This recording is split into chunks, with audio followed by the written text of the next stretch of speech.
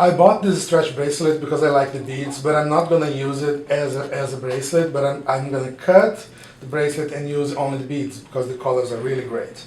And I'm going to make 5 clusters with 4 beads on each jump ring. See, you don't have to do any wrapping because they're already ready to go. You just have to open a jump ring and string them on.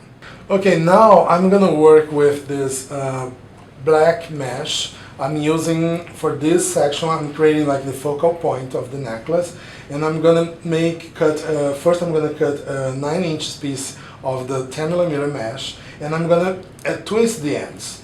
You twist until you have the ends really almost like a needle, and you do that on both ends, and then I'm gonna string through the bead. Then I'm gonna add a jump ring. Open the jump ring, and I'm going to thread the jump ring through the folded top portion of the mesh. I'm going to cut the tips of both ends of the mesh, straight cut, and now I'm going to start folding it because I'm going to add 2 beads on each end of the mesh, and I have to attach the mesh clasp. So I use the flat nose pliers because the width is really great to fold it nicely and knit the end of the mesh. You can fold it like 3 or 4 times. I like to do 4 times.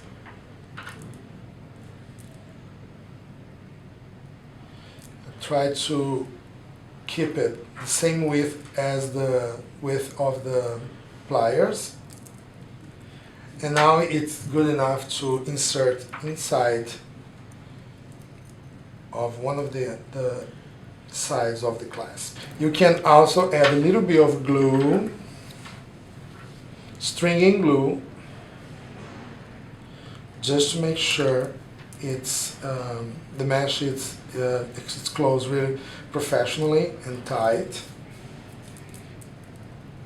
And then use the flat nose pliers to close it, grab it. You don't need to smash the clasp.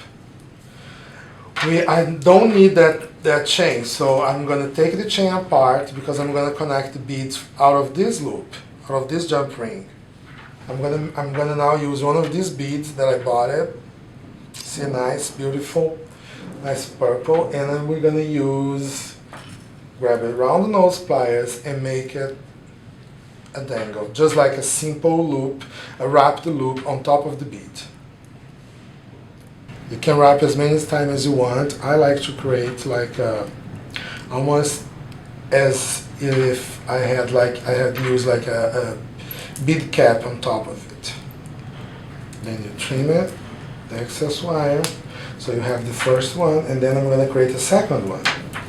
Okay, now I'm going to attach the 2 fabulous purple beads to the end of my fabulous mesh. And then what you can do, if you want to do already, you can kind of open the mesh and stretch it and twist it to create this kind of really cool look. So that's going to be the center of the necklace. Now I'm going to make 4 dangles. I'm going to use the porcelain beads, but I'm going to add a little, an extra touch with using those filigree bead caps. So I'm going to use a ball head pin. So string the bead cap onto the head pin, and then I pick one of the beads. And then I'm going to make just a regular, simple loop on top of the bead using my round nose pliers. Okay, now I'm going to build the structure of the necklace itself. And for this, I'm using the two different sides of the black mesh. Here I have on my left hand the 18 millimeters mesh, and this one is the 10 millimeter mesh. So to make it like a cool effect, I just decided to use them together. So I'm going to place the smallest one, the 10 millimeter mesh, on top of the 18 mesh, and I'm going to fold the end both of them together. You can start folding using your flat nose pliers. This time I'm going to just fold it 3 times. There I'm going to twist the ends of the other side of the mesh so I can string some fabulous components onto the mesh. I'm not cutting, I'm using the entire length of the mesh. I believe this is almost like 39 inches. So here you're going to do the same thing, but you're going to keep them together. So then you start twisting. We're not going to worry about like placing, you know, because we can play with them towards the end. So we're going to just like add, I have four of the big crystal bead, and then I have 4 spacers. So I'm just kind of alternate them to make it fun. In between every 2, I'm going to place a overhand knot.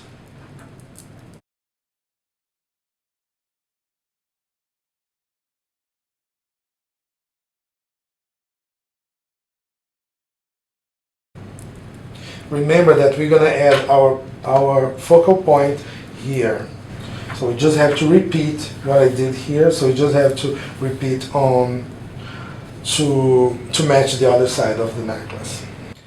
Okay, we are almost done. See, I have the necklace, the layout, you know, in front of me already. I already even out the mesh. That's the structure of the necklace. So I'm pretty much going to use jump rings to attach the dangles, the porcelain beads, the little rondelles, and after I have them all attached in place symmetrically, I will start work on the mesh. I'm going to add one of these dangles, kind of like grape AB color, really nice, rich, to one of the porcelain beads, and then I'm going to go over both strands of the mesh. Make sure that you don't cut or go through the mesh because you don't want to damage, to compromise the mesh itself. You go over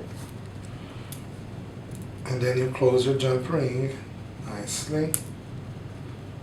When you hear that snap, that means that you're good to go. And then the last dangle we can add to the center portion of our piece, just to bring that grape AB color to the center as well. And here we're going to go through both.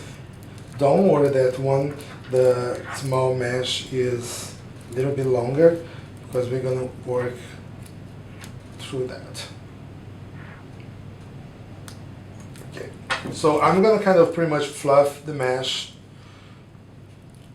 around each of these sections that don't have, it's almost like I create like this kind of space, empty space between the beads. So and then you're going to start like you pull the mesh towards to the side and you slightly twist, and then you open both sides using your fingers, but try not to use your nails. If you have long nails, don't use your nails. Use your fingerprints, because if you use your nails, you can cut or poke the mesh, and you don't want to do that.